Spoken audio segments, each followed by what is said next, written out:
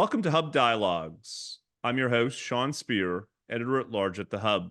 I'm honored to be back in conversation with David Frum for another installment of our bi-weekly video and podcast series on the key issues concerning Canadian policy and politics.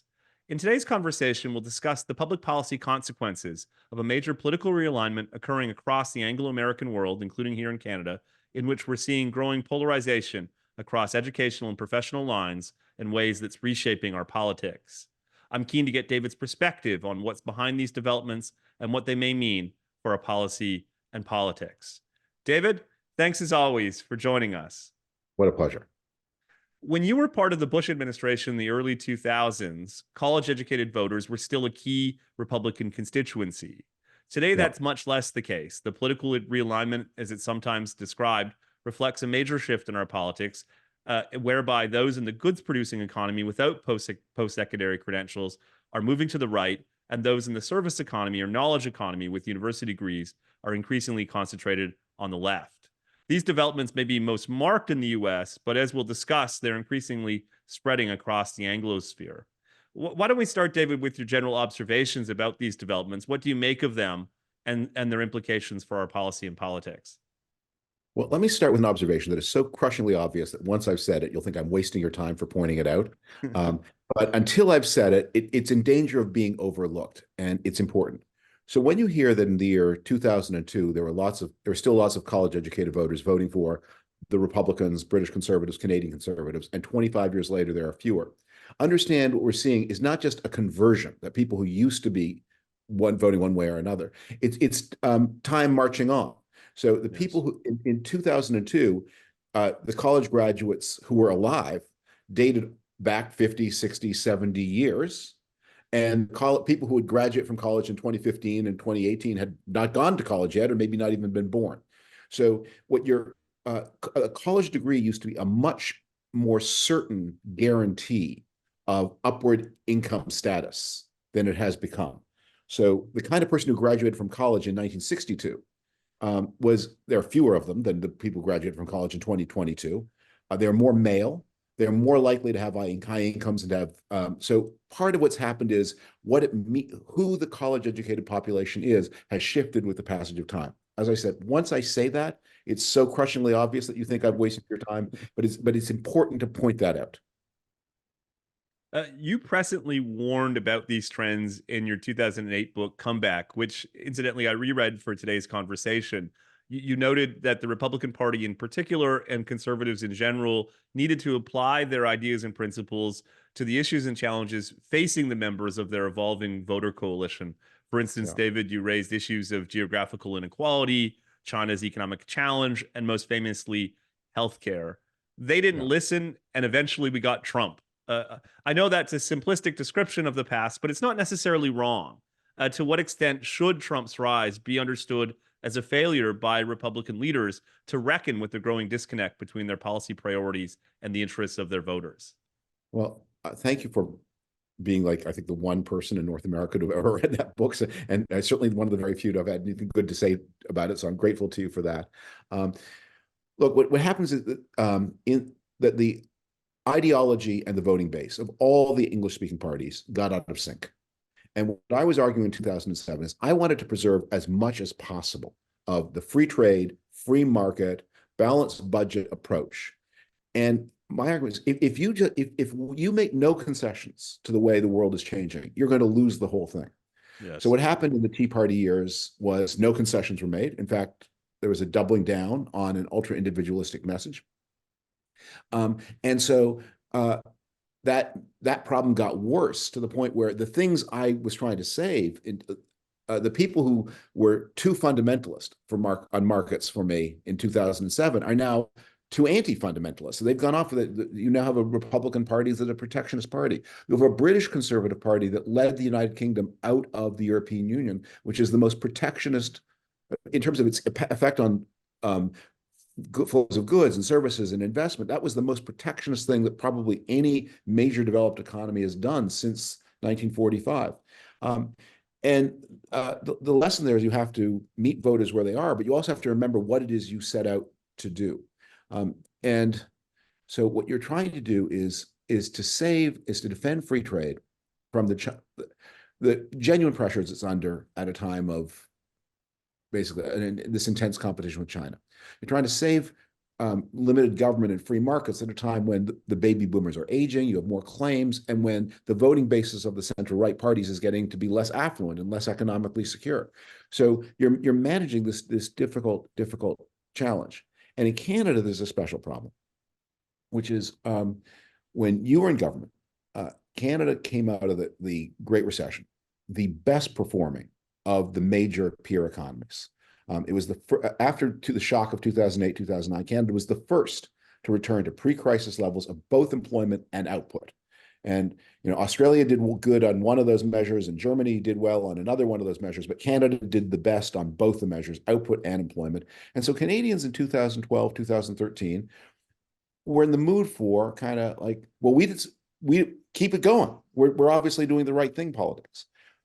Canada's coming out of the pandemic after Great Britain, the worst performing peer democracy. And so there's much more appetite for radical messaging because people are genuinely disappointed. And the Justin Trudeau government has put Canada in a position where it's got huge fiscal problems. As you pointed out the other day, this hugely swollen federal employment.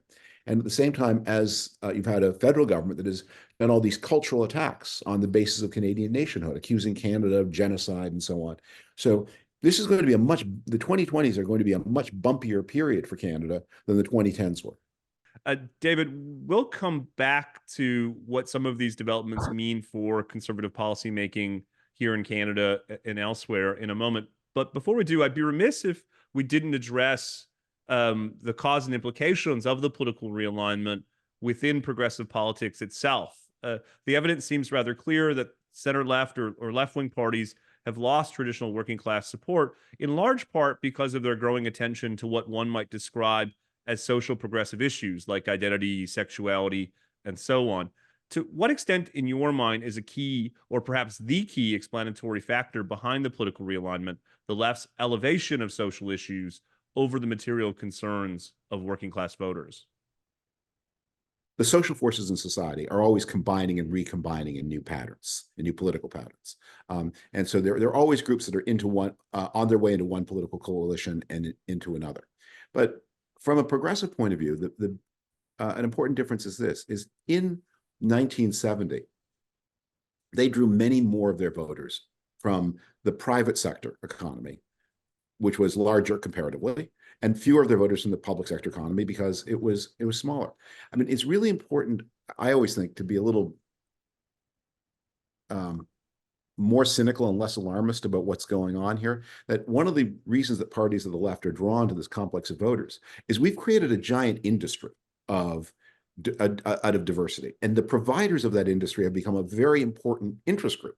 And just as it used to be that left-wing parties worried about the steel workers and the auto workers and the people who work in rubber industries. Today, they worry about people who work in the diversity industry.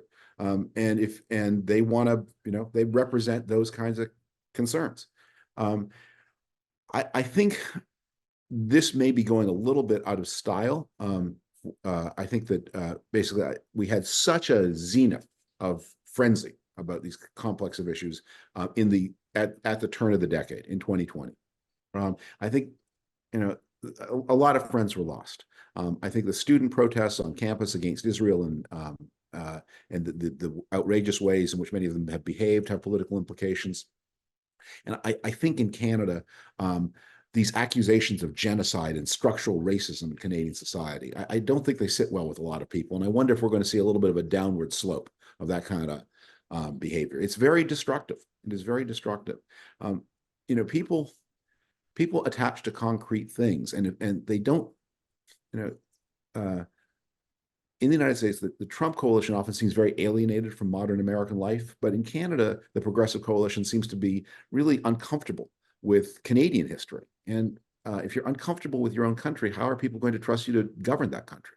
It seems clear to me that center-right parties are still struggling to reconcile their traditional ideological commitments with the interests and preferences of these more working class voters. I think, for instance, of the Trump administration's failure to reform healthcare or its tax cuts package. But in many ways, as you said earlier, David, the clearest example of this tension may be in Great Britain, where excitement about the realignment election of 2019 has been replaced by a growing despondency over the Conservatives likely shellacking in a forthcoming election. What lessons can we take from the British experience? Um, Look, the British made one particularly big and catastrophic decision. And everything that is happening in British politics is the result of working out the consequences of Brexit. I mean, the basic problem with Brexit, and I don't completely reject the Brexit idea. If you understand what Brexit is a proposal to basically depress the future trajectory of economic growth in Great Britain in order to have more national sovereignty. But the problem was that Brexit, which meant inevitably less provision for public and private goods of all kinds. It meant less, but it was sold as a promise that of more. There would be more money for the National Health Service. There would be, British people would be more prosperous once they stopped overpaying for their agricultural products. It's made them less and so that's been a shock to the credibility of institutions of all kinds. The people who adhere to Brexit have been very alienated because they feel very defensive because everything they said would happen didn't, and all the things they promised would never happen have done. So one of the lessons of the British experience is don't do massively protectionist things. They're really expensive. And if you're going to do massively protectionist things, at least level with people about what's coming, that you are going to be poor. You'll be more independent, but you will be poor. So just everyone walk into that with their eyes open. We are at a point where in North America, too, protectionism is on the rise. And we have a special problem, which is the most imminent trade challenge comes from China. That has all kinds of geopolitical concerns. But look, the revision of NAFTA that was imposed on Canada and Mexico by the Trump administration, that's going to be up for renewal in 2026. Yes. And it looks like whether Trump returns to power or whether Biden is in power, the Americans will be pressing to make NAFTA 3.0, USMCA, even more protectionist than it already is. And meanwhile, we're going to have a new Mexican administration that also is going to be very protectionist about the electrical power sector, where there's a lot of Canadian investment, about other energy sectors. And Canada, too, with this attempt to, buy its own battery industry. Canada, too, is veering in protectionist directions. I sometimes feel that there's a book on my bookshelf about the people in the ancient city of Rome who kept on worshiping Jupiter after all their neighbors were becoming Christians, called the last pagans of Rome. And I sometimes think we're living among the last free traders of Washington, D.C. and Ottawa and Mexico City. But people need to bear in mind, protectionism is really expensive. It makes you poorer. It gives you less resources to do anything else than you want to do. And if you have a very pressing national security threat like that from China, you may accept that cost, but you must be very clear in your mind, it is a cost. Yeah, well said. I want to take up something you raised earlier, David, because while there may be a need for adjustments to a conservative policy program to be more responsive to these policy changes, there is, of course, a risk of overcorrection. One of the interesting things about talking to you every 2 weeks is I'm struck by how you are often ahead of issues, calling for modest, sensible reform before zealous reformers go streaming past you. It's the case on the West's relationship with China, as you mentioned earlier. It's been the case on healthcare, of course, and it's the case in terms of reconciling market-based adjustments with some reasonable reforms to income supports or the welfare state. What, in your mind, David, are the risks of center-right parties overcorrecting in response to the political realignment when it comes to markets, globalization, trade, and the role of the state in the economy? Well, thanks. First, thank you for saying that. That's very nice of you. I got myself in a lot of trouble with my American conservative friends in the 2010s by saying I didn't see a way that you could do a lot about income inequality without doing real damage to the wealth-producing nature of just because of China, because of other things that were happening, because of the shift from a goods-producing to a service-producing economy, from a U.S. economy where American assets. I wrote an article 15 years ago pointing out that when the Chrysler building had been for sale in 1959. And it was up for sale again when I wrote this piece in 2007, or whenever it was. And in 1959, all the bids for the Chrysler building had come within a 10-block radius of the Chrysler building itself. And now they're coming in from Abu Dhabi. I mean, so it's not a surprise that a fixed asset would go up in value. And meanwhile, all the people who worked in the Chrysler building were competing against a much bigger planet. So there's downward pressure on wages, upward pressure on assets. Of course, you got more inequality. What could you do about that? Well, you could make your economy much more protectionist, or you could say, we're fighting some headwinds here. Why don't we give something to the legitimate concerns of the people under pressure? And my suggestion was make healthcare, widen healthcare provision. That's not going to be the answer to everything, but it will buy you a lot of social consensus that will enable you to maintain the things that otherwise are necessary to keep the wealth-producing functions of your society going on. Now, Tom Wolfe famously said, it's no good being even 10 minutes ahead of the times. And so I take that warning. So the protectionist impulses are now very strong. And we do need to keep in mind why free trade is so important, especially free trade with friendly countries. And we need not to lose our hope that China could yet evolve in a possibly benign direction. I mean, the Chinese evolution has been such a positive thing for hundreds of millions of people. And obviously it makes China more powerful, and because it's under such a nasty government, therefore more dangerous. And that may have all kinds of negative and obviously we have to adjust our defense spending plans with that in mind. But you can't give up hoping for the best. I mean, it may be that that system does correct. I mean, it may be that, one of the things that people nowadays say is that those of us who hope for the best for China in the 90s and 2000s were wrong, because what you thought is if they economically liberalized, they would politically liberalize, and they didn't. So you're wrong. That's not what we thought. What we thought is if they economically liberalized, it would generate pressure for political liberalization. We didn't know how that pressure would play out. And indeed, the turn of that system toward ever greater repression shows that it is facing, indeed, ever greater pressure. It's got a middle class with cell phones. That was, we saw in the response in China to their COVID zero approach, that they were so determined to repress a disease that they had been at best neglectful of, and worse than that. They tried to suppress the society, and they met pushback. So I don't know how China is going to shape up, but we cannot commit ourselves now to saying we are inevitably on a path to ever worsening conflict with China. Maybe that will be the case, but let it be up to them. Let them make the decision for conflict. We need to be ready, have proper defense budgets, make sure that our supply chains are not wholly dependent on China, especially for things like medical supplies. But don't make trade enemies of Vietnam and India and Canada and Mexico and the European Union. We have to continue to keep alive this idea of a world that lives in peace because it trades in freedom. In a world in which Pierre Poilievre may well be Canada's prime minister in the next 17 months or so, one of the biggest challenges that may face him is the following, David. The country's economic stagnation calls for a conventional conservative economic response of deregulation, privatization, tax cuts on capital, and so on. And yet, in light of these political developments, his core supporters may not be all that motivated by those policies, or may even be skeptical of them. How does he reconcile this possible tension? How, in other words, can he be responsive to his voters and still implement the economic agenda that Canada's economic conditions demand? I would throw one more challenge into that mix that is also very important, which is that the Conservatives have campaigned very hard against doing anything about climate problems, but those problems are real. And they're going to be felt more and more over the next 10 years. And there's going to be more and more pressure from Canada's partners that obviously Canada cannot fix this problem itself or even play a very important role in fixing it. But because it is such an energy powerhouse, if Canada sets its face against being any kind of cooperative, it could be a big problem and find itself under a lot of pressure.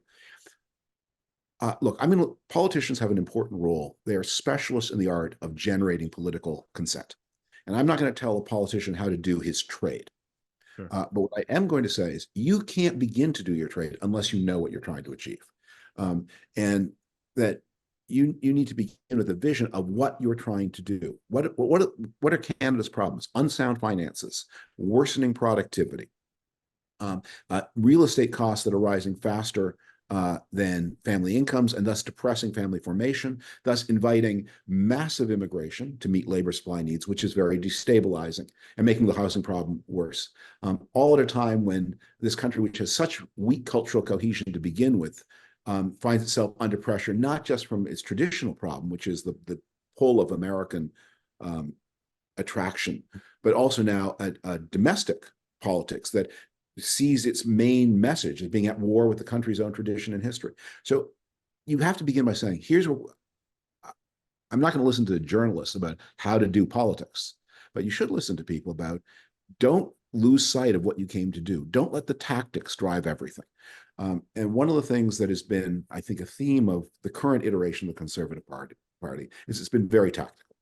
It's chasing things all the time in a hope that this will give power. And that will give power. And as a result, it's got a lot of commitments that are going to be difficult in government. When what it needs is a clear vision of what needs to be done. And it needs to remember it will be judged by, does it get the country out of its current economic funk? And the micro claims and the micro issues of 2024 are not going to be all that important in 2028, probably. If you have delivered, if people can see productivity is on the rise, that thanks to maintaining open trade through 2026 and the renewal of that prices are under control, and that Canada has good relationships with its neighbors, and that people can afford to buy that first home again. If you can get yourself on that path, you got a lot of leeway, but you must know what you're trying to do. Yeah, just if I can follow up on that point, David, I think there's a ton of insight there. In a way, what you're saying is that the mismatch between conservative ideology and the interests and preferences of these new voters within their coalition may be overstated. That there's a tendency to assume that these voters are principally motivated by issues of stability and security, but it's not lost on me. Many of them are living in places that have been marked by stagnation. And so have we in some ways been misinterpreting what so-called populist voters have been telling us for some time? Are they really in search of a policy agenda that pulls them out of economic stagnation? And if that's right, isn't the conventional conservative way of thinking about these issues ultimately the right policy response? I think my core answer to any populist. So whatever populism means, by the way, it's a word that we all think we know what we mean when we say it, but we all mean different things. But just generally to these problems, I would say, you need to listen very carefully to voters when they tell you what the problems are. And you must be very humble about not correcting them. So we've seen this in the United States, that voters have for a long time said immigration was a problem, and governing elite said, no, it's not. Well, the voters insisted it's a problem. If they think it's a problem, it's a problem. But at the same time as you must be very attentive to what voters tell you the problems are, you must be very cautious about listening to them about what the answers are. Because that's why they hire you.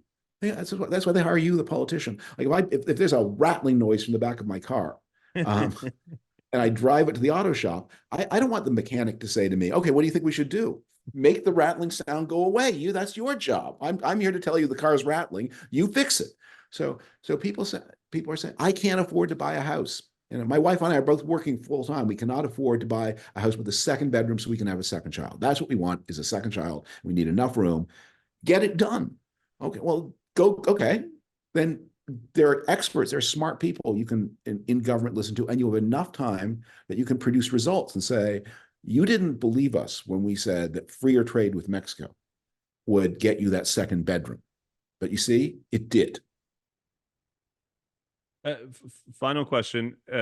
I mentioned earlier that there are those who are inclined towards a radical new conservative orthodoxy rooted in the realignment.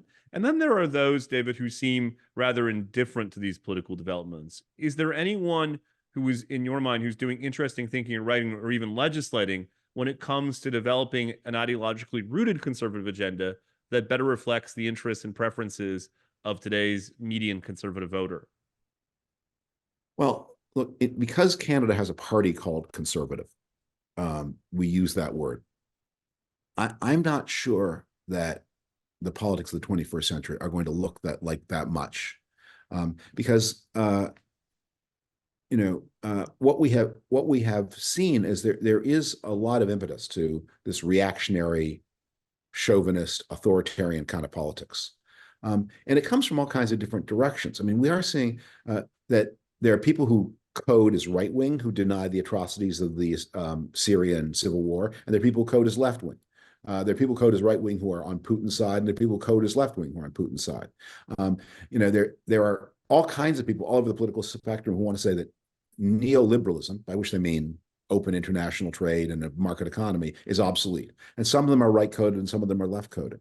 So I would say let's start by thinking about what are the deepest values in which you believe. And you may discover that, and this happens in politics, during the Cold War, those of us who were anti-communist because we believed in free governments found ourselves working in coalition with people who were anti-communist because they thought communism was atheistic.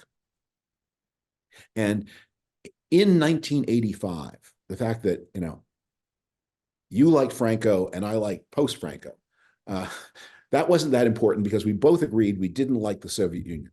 But in 2015, it suddenly mattered a lot that you used to like Franco and I used to not like Franco. Yes. And I find myself now, so in the politics of the 21st century, those of us who were against the Soviet Union because it was authoritarian are on very opposite sides from those of us who are against the Soviet Union because it was atheistic.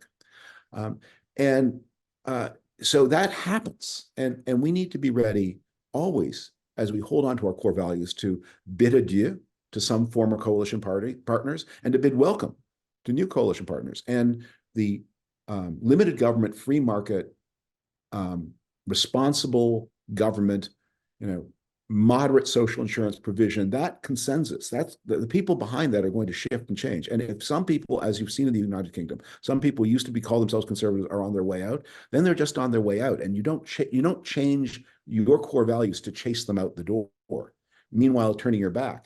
And this is one of the things that this 2024 election is going to be about in the United States, that one of the problems that President Biden has is some of his advisors, because they're so progressive themselves, are transfixed on the small numbers of progressives they are losing on their left, and missing that the payload, the people who are going to make Biden president or not, are people who who switched the most conservative, the least conservative Republican districts in 2018 to the most conservative Democratic House districts. The people who like Mitt Romney, the people who voted for Nikki Haley, not for personal reasons, but that's about 11% of the American electorate. And if Biden is chasing the little dribbles of Gaza protesters and losing that center, he's going to lose election. Yeah. Great insight there, David, as there always is. I want to thank you for joining me, and I look forward to catching up in a couple of weeks.